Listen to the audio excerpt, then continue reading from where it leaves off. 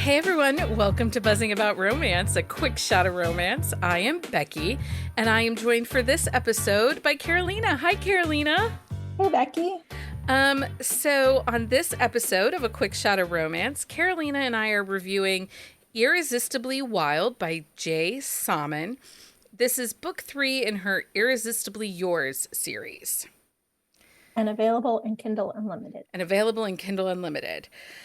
We'll link the synopsis of this book in our on-the-shelf show notes at buzzingaboutromance.com. Release date is July 24th of 2023.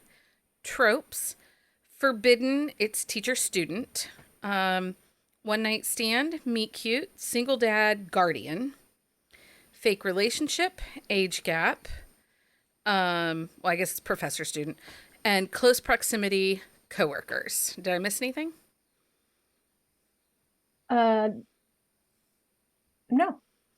The series is Irresistibly Yours. I will say this is also an appearance from Layla Fritz from the Boston Billionaires.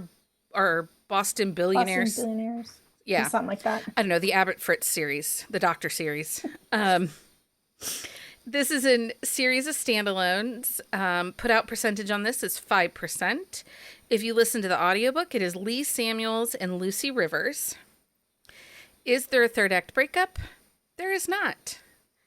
Okay. Content and trigger warnings. Death of parents and an orphaned child. Now, I would like to talk real quick about the lack of content warning by the author on this book. I did not have an early copy of this book. I got this book out of Kindle Unlimited. I went after I read the book and I was getting ready to write my review and do the doc for this episode. I went and looked at the front matter. There is no content or trigger warning. I looked in the blurb. You know, sometimes down at the bottom of the blurb, they'll put, There is nothing in mention of this. The reason I think that this is a problem is because in this book, the little girl, Katie, who is the niece of our hero, Callum, right? Callan, her parents die in a car accident. She is brought to the ER after she's rescued from the accident. Along with her father. Who dies while Layla is holding the child. And it's not as if this happens like the opening scene and we've never met Katie or her dad. Our hero, Callan, has a conversation with his brother and sister-in-law on the phone. So they're given names and we meet them. You meet them and it's experience. You know, this is not like Layla's book. Not Layla's book. The first one in the Doctor series when we meet her sister. Amelia's, yeah. Where it happened in the past. Like we meet these characters. There's a conversation with Callan and his brother. And it happens in the story. And it is so similar. There's a lot of similarities to Layla's experience that it drives a lot of emotions. It's not a trigger for me, but it's a heavily emotional scene. It's not a trigger for me either. But for somebody who has dealt with this or close to this, it could be. I think my hang-up came that we'd been teased to this book. You know, I still follow Julie on social media and stuff like that. And the book had been teased as a single dad, one-night stand, professor-student, fake relationship. Mm-hmm. And as we started the book, so we get this opening meet cute. So let's talk about the meet cute, because the meet cute's great. Yeah. She is trying to get away from a creep at a bar, at a sushi bar, and sees Callan sitting by himself at a table, and he's in the middle of the room, and she walks over and is like, I'll buy your dinner. She does not know who he is. I will buy your dinner if you will pretend to be my date. And the guy that was hitting on her in the bar follows her over and is like, "Come on, I know you want to be with me." And she's like, "No, this is my date." Kellen plays into it. It was hot, right? Yeah. And you have, I think also the part that I loved about Layla is she's driven, she's strong, she knows what she wants. She knows, she's this independent woman, and she also knows like who she has connections with, who she doesn't, the sexual chemistry between people. She's very sex positive. She is very sex positive. She's very career driven. She's on a path. She knows what she wants. She's also very like humble and straightforward because her and her sister for a long time, because of her parents' death, didn't have a whole lot. Her sister took care of her. So she's very grateful. Like, this is a strong young woman. Yeah. Coming into her own. So they have this very creeper dude goes away. They have this very flirty, high spice, high chemistry inferno of a discussion that leads to them exiting down a hall, and we're at 5%, guys, right? Okay. She then goes back. That spice scene happens. They take their food to go and go back to his townhouse, to his brownstone. In the way that they talk about it, there's no child mentioned. So again, this is probably where, read a blurb. Yeah. Well, even when reading the blurb, I'm like, isn't this a single parent? I was going through this a lot going, okay, where's the kid, right? Where's the kid? I was so confused. So that first 10, 12, 15% of the book, I'm sitting there going, huh? Doesn't he have isn't there going to be like a nanny at home? Or maybe the child is staying with grandparents or... Is this like a surprise kid thing? Yeah. So then there's that other piece. Like, it was really confusing with the way that opening scene happens. I mean, and then she jumps. She bails and goes back home. Well, sort of home. She's not having a great time in her life. And that helps set up how the fake relationship ends up being to her benefit, right? Mm-hmm. Because her apartment, they've had some major rainstorm. Her apartment ceiling falls in on and destroys her apartment. She can't live there anymore. She has to move in with Oliver and Amelia and their little girls. And that's like a good 45-minute commute from not just the hospital, but school, because she's going to Harvard Medical School. She wants to be a doctor. And so Callan, who is our hero, he's a pretty good hero. Like, I thought he matched up well to Layla. Like, I liked him. Mm-hmm. He was very business. Yes. Very career focused. Goal focused. Maybe goal oriented is the word we're looking for here. And I should note, Layla is 23 years old. Callan is 31.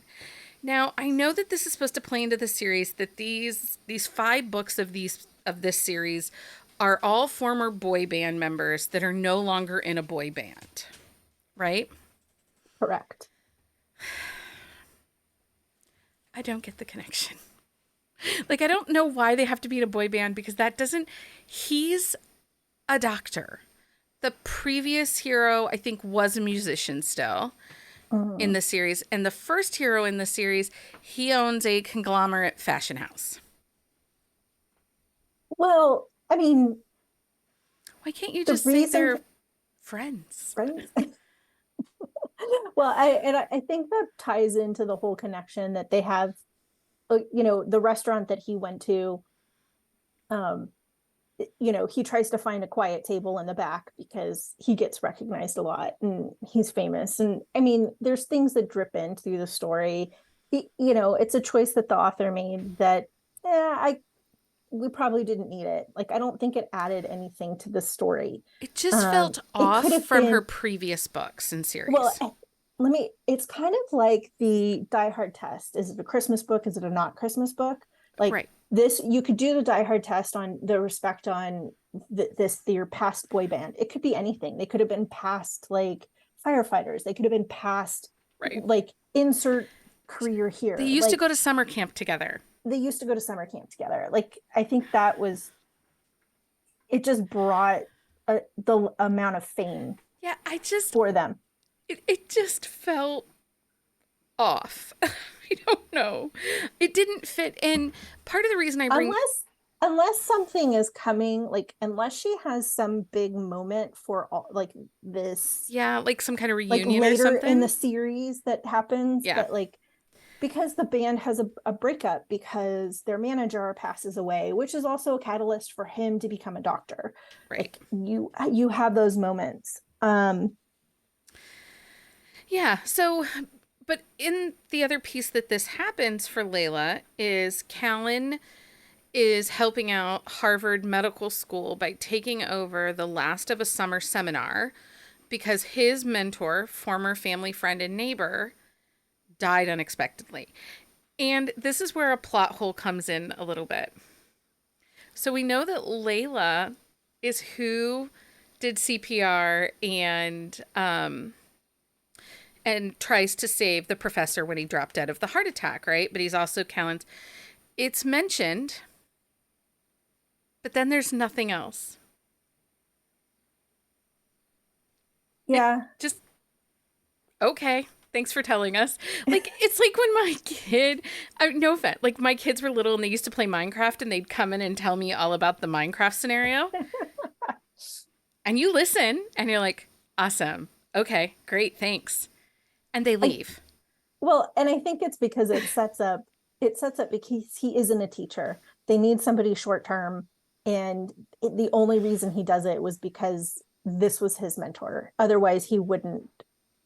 He's not a teacher. So how do they bring that connection? I But mean, it brings that forbidden element to it, which but I think is where she was going with but it. did we need it? Because in so it ends up that Callan is now Layla's professor for this seminar for the summer session. But he's also her mentor for a clerkship or shadowing that Mm-hmm. Oliver got her at Mass General Hospital. Mm-hmm.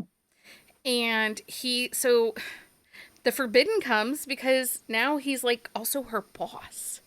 Right. So the medical school piece was fine. Like, I understand subbing in. He could have been even just a guest lecturer to have the same kind of effect. It felt very much like we were straddling so many lines that we couldn't pick a lane. I could see that. Um, but in the end, all of their connections really aren't the main focus. Like, and I think that's part of it too. The author spent all this time making all these connections, right? And that isn't even the catalyst for them having a relationship. It's the catalyst on why they shouldn't do the relationship. Right. Like it's like it brings the tension, and it brings the Right. But so what the catalyst is his brother and sister-in-law die in this tragic car accident, leaving, is she 6? 5? yeah, 5, I think. She's 5, leaving Katie orphaned. Mm-hmm. And Callan is, they die without a will or without any last instructions.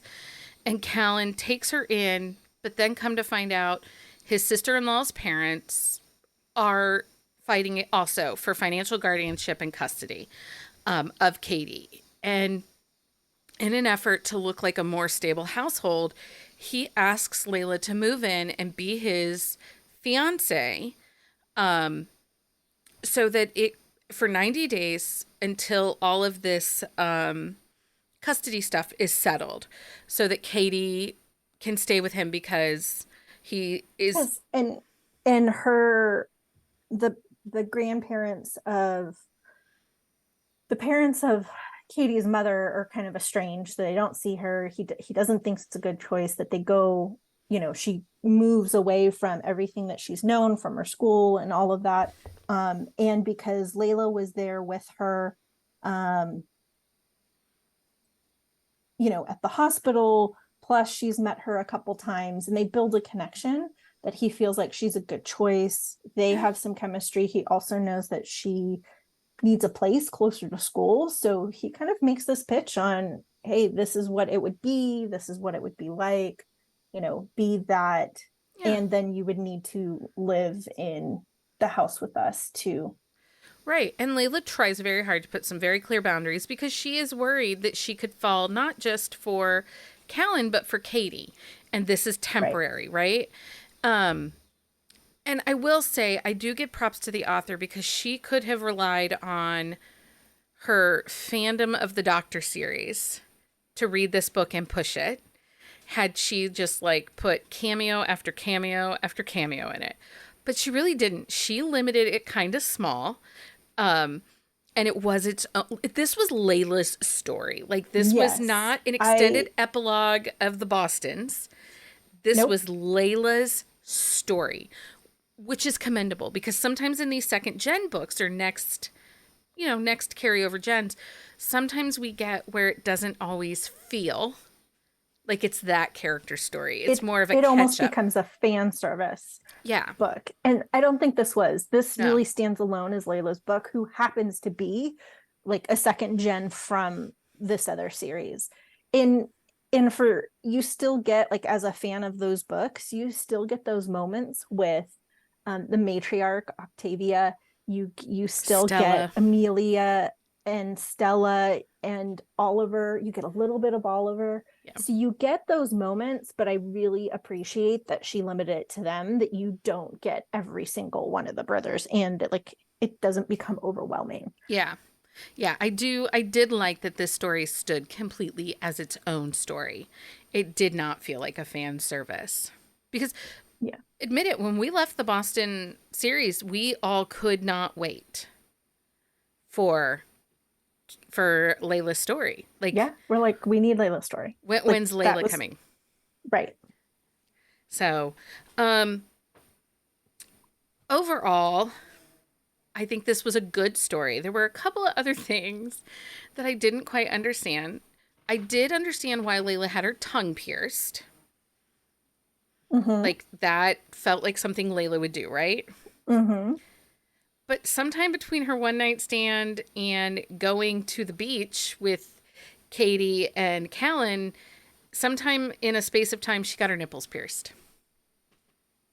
Why? Yeah. There was moments like that. This book was definitely spicy. J Saman always brings a lot of spice, which is great. And there were some scenes that, got a different elevation because of the forbidden element on where they did things, that I'm like, okay, you both are being really irresponsible right now. Right. On top of the fact that they're kind of being watched by social workers in the court. I'm like, would you really? Would you really? Yeah, there were a couple things that didn't quite make sense. And so, so I kind of was like, okay, like, let's get through that part. I really liked the connection that Layla and Katie had, and how Layla just Callan was doing everything right for Katie, but he's never been through that. He doesn't know, he's limited on how he can help, but he takes her to a counselor, he takes her to school, he provides stability, he kind of rearranges his schedule a little bit, quite a bit, to, he knows he's stepping up to the plate with this. But Katie makes a connection with her and just lets her talk, and lets her express her feelings through all of this. And so it had, because of that, Layla has this maturity, and she's kind of always had that. Even in the previous book, she has a maturity about her, even though she's still 23, young, and wanting to stand on her own 2 feet, and why she sets up so many boundaries with Kaylin. but I did really like that. There were moments in this book where I was crying. Yeah. Because there was just these beautiful, touching moments. And even some things that Talon and Katie do to show Layla how special she is to them. Yeah. Towards the end of the book. Like, ugh. Yeah, I mean, the emotions are there. This book was very well written. There were just a couple of things that I was like, huh. And it just makes you wonder, did it get rushed to press? Did it, just because that doesn't feel typical for a J Saman book, in my opinion. Yeah. Something just, and I or was it playing too much into there's it playing so much into the forbidden element that it's maybe it's okay. I want to push the line, so she's testing herself to see how that works. Yeah, maybe. And I mean, it was still enjoyable. I still rated it a 4-star. I would highly encourage anybody who loved the Boston Doctors, because this current series, this Irresistibly Yours, has been a miss for me. I haven't loved it, but I did enjoy Layla's book. I really did enjoy it. I am curious for the next book in the series because dude's a football player. And I am curious because he's a grouch, but funny. And he's a sports head. Yeah. So I am curious about the next book. But yeah, there were just a couple things that I was just kind of like, okay, I guess. Move on kind of thing. Yeah.